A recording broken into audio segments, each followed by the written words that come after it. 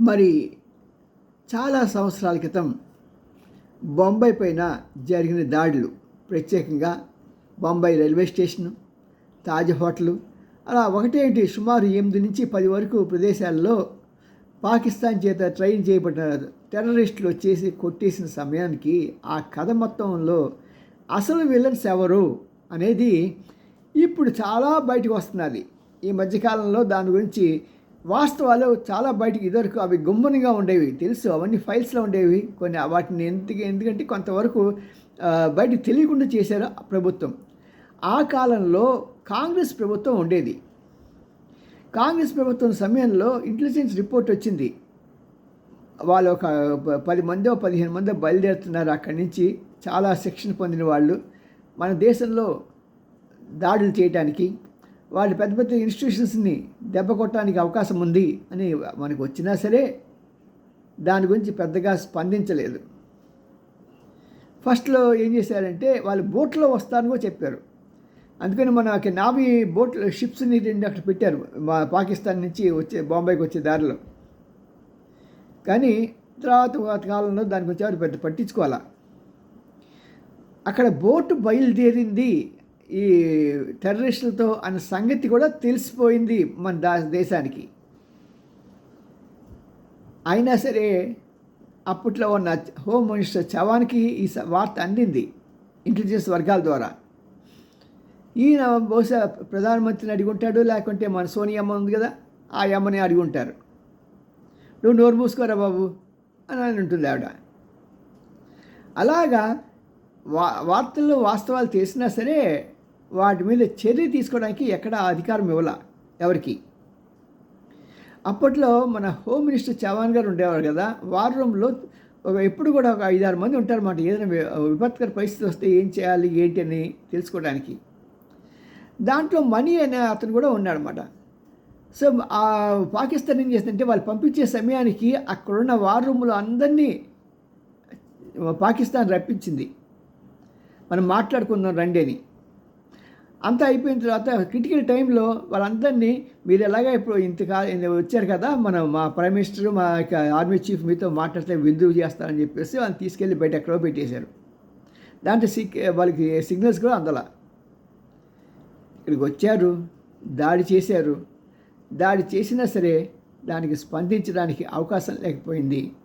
ఇక్కడ మీనన్ అనే అతను మన చవాన్ గారికి చెప్పాడు, ఇలా వచ్చారండి, బోట్లో వచ్చారు కదా, వాళ్ళని మనం ఏం చేయాలి ఇప్పుడు వెంటనే మీరు చెప్తే, నేనైతే మన ఎయిర్పోర్ట్లో సిఐఎస్ఎఫ్ ఉన్నాయి కదా, ఆ సిఐఎఫ్ జవాన్లు వాళ్ళు కొంతవరకు వాళ్ళని ఎదిరించగలుగుతారు అంటే, లేదు అలా వద్దు, అలా చేయకండి అని చెప్పేసి, పోనీ ఇక్కడ మనకి సిఆర్పి వాళ్ళు ఉన్నారు కదా, సిఆర్పి వాళ్ళు చేద్దామంటే దానికి ఒప్పుకోలే.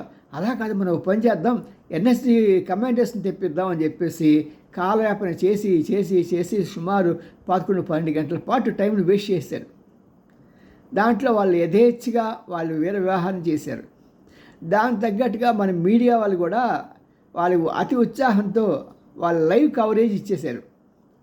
పాకిస్తాన్లో వీళ్ళని పంపించిన వాళ్ళు చక్కగా లైవ్ కవరేజ్లో మందు తాగుతూ, సిగరెట్ తాగుతూ, బిర్యానీ చికెన్ ముక్కలు తింటూ హ్యాపీగా చూస్తున్నారు. ప్లస్ ఇక్కడి ఇన్స్ట్రక్షన్స్ ఇస్తున్నారు, అదే అక్కడ వాడు ఉన్నాడు, వాడిని కొట్టు, వీడిని కొట్టు, అదిగో వాళ్ళు కమాండర్స్ వస్తున్నారు, పైన దిగారు చూడు అని. ఇలాగా రకరకాలుగా వాళ్ళకి కావాల్సిన విషయాలన్నీ కూడా అందించేశారు. మరి అంటే అతి ఉత్సాహం చూశారు మీడియా వాళ్ళది. ఎంత అంటే అంత డ్యామేజ్ అవటానికి కూడా మీడియా కూడా కారణమే. సరే, ఈ కమాండర్స్ ఢిల్లీలో వాళ్ళ ప్లేన్ ఎక్కి కూర్చున్నారు. కూర్చున్న తర్వాత నేను వస్తాను అని చెప్పేసి ఈయన చవాన్ను, నేను వచ్చేవరకు ఆగండి అని చెప్పేసి ఈయన ఒక గంట లేట్ చేశాడు.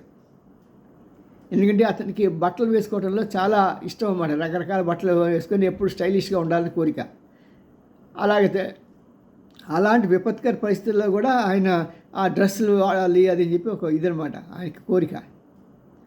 సరే 1 అవర్ వెయిట్ చేశారు. తర్వాత బొంబాయి వచ్చారు. బొంబాయి వచ్చిన తర్వాత వీళ్ళు అక్కడ అలాంటి వాళ్ళని ఏం చేశారంటే, కమాండర్స్ని ఆర్డినరీ బస్సులో ఇక్కడ ఈ స్థలం దగ్గర తీసుకురావాల్సి వచ్చింది. బొంబాయి ట్రాఫిక్ సంగతి తెలిసిందే కదా. ఒక 40 నిమిషాల్లో చేరవలసిన ప్రయాణాన్ని 2:30 గంటలు పట్టింది. అంత టైం వేస్టే కదా. ఇలాగ చేసి చేసి చేసి అన్ని ప్రాణాలు కోల్పోయాయి. అంతమంది చనిపోవడానికి ఆస్కారం ఇచ్చింది కేంద్ర ప్రభుత్వానికి తెలుసు వాళ్ళు వస్తున్నారని. వాళ్ళకి అండర్స్టాండింగ్స్ ఉన్నాయి. వీళ్ళకి ముట్టాల్సిన ముట్టాయి. లేకుంటే ఎవరండి అలా ఊరుకుంటారు? మరి హోమ్ మినిస్టర్ అది కనుక ఉంటే, మీరుంటే వెంటనే ఏమంటారు? మరి ముందు వెళ్ళడయ్యా కమాండ్ తర్వాత వస్తారు ఫ్లైట్లో అని అంటారు కదా. ఇంకా ఇదేంటంటే, నేను అతను దిగిన తర్వాత నాకు గార్డ్ ఆఫ్ హానర్ కావాలని చెప్పి అడిగాడంట మహారాష్ట్ర ప్రభుత్వాన్ని. అక్కడ వెళ్ళేది దేనికి? ఆతంకవాదులను చంపడానికి కదా కమాండర్స్ తీసుకెళ్ళేది. అలాంటి దరిద్రపు నికృష్టపు ఆ కాంగ్రెస్ ప్రభుత్వం మన ప్రజల్ని ఎంత ఏమార్చిందంటే, ఇప్పటికీ కూడా ఎప్పుడో మా తాతలు నేతులు తాగారు, మా మూతులు వాసన చూడండి అనే స్టైల్లో వాళ్ళ వాసన చూడమంటుంటే మన ప్రజలు ఇంకా కొంతమంది వాళ్ళ వాసన చూస్తూనే ఉన్నారు. వాస్తవాలు తెలియకుండా వాళ్ళకి అడ్డుపెట్టేసి ఇప్పుడు అవన్నీ ఫైల్స్ అన్నీ బయటకు వచ్చాయి. ఎందుకంటే ఈ డాక్యుమెంట్స్కి కొంత లైఫ్ తర్వాత వాళ్ళు ఏం చేస్తారంటే అది పబ్లిక్ అయిపోతుంది. అలా అయిపోయిన దాని ప్రకారం తెలుస్తుంది అంటే కాంగ్రెస్ ప్రభుత్వానికి మొత్తం తెలుసు. వాళ్ళకి ముట్టాల్సింది ముట్టింది. మరి పెద్దమ్మగారికి చిన్నయ్య గారికి ఎవరికి ఎంత ముట్టాలో అందరూ కూడా టాప్ లెవెల్లో వాళ్ళు ఇవ్వడం జరిగింది పెద్ద మొత్తాల్లో.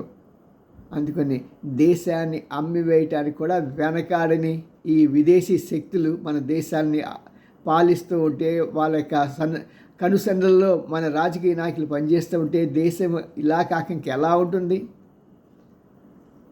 దేశభక్తులారా ఒకసారి ఆలోచించండి.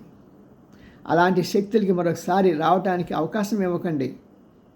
మనమే పరిపాలించి వాళ్ళెవరో విదేశీయులు వచ్చి వాళ్ళు చేస్తారంటే దుర్మార్గం కదా. అందుకనే సుష్మా స్వరాజ్ అనే ఆవిడ సోనియా గాంధీ కనుక ప్రైమ్ మినిస్టర్ అయితే నేను గుండు గొరికించుకుంటానంది. అమెరికాలో కూడా ఎక్కడా కూడా మన భారతీయుడు అక్కడ సిటిజన్షిప్ వచ్చినా సరే వాడు ప్రైమ్ మినిస్టర్ అవుతా అంటే ఒప్పుకోరు. ఆ తర్వాత నెక్స్ట్ అతను కొడుకు కానీ కూతురు కానీ పుడితే వాళ్ళు చేరచ్చు. కానీ ఈ ఫస్ట్ వెళ్ళిన వాళ్ళు ఎవరు చేయడానికి వీల్లేదు. సోనియా గాంధీకి ఇప్పటికీ ఆవిడకి 2 పౌరసత్వాలు ఉన్నాయి. ఈ రాహుల్ గాంధీ కూడా 2 దేశాల పౌరసత్వాలు ఉన్నాయి. ఇది మన పరిశోధనలో తెలిసింది పబ్లిక్గానే. అలాంటి వారిని మన నెత్తి మీద ఎక్కించుకోవటం ఎంత దరిద్రమో ఒకసారి ఆలోచించండి. వారిని గురించి పూర్తిగా తెలుసుకోండి. నేను చెప్తున్నాను కాదు, ఇంకా చాలా పత్రికలు చాలా వీడియోస్ ఉన్నాయి, పరిశీలించండి. మీరు చదువుకున్న వాళ్ళు చదువుపోయినా సరే మీకు మంచి భారతదేశంలో ప్రతి ఒక్కరికి తెలివితేటలు ఉన్నాయి. మీ తెలివితేటలతో వాస్తవాన్ని గ్రహించి వారిని కనీసం పంచాయతీ ఎన్నికల్లో కూడా డిపాజిట్ రాకుండా వాళ్ళని తరిమి కొట్టాలని నేను మీ అందరినీ రిక్వెస్ట్ చేస్తున్నాను. సీ యూ, మీ అండ్ రామ్జీ.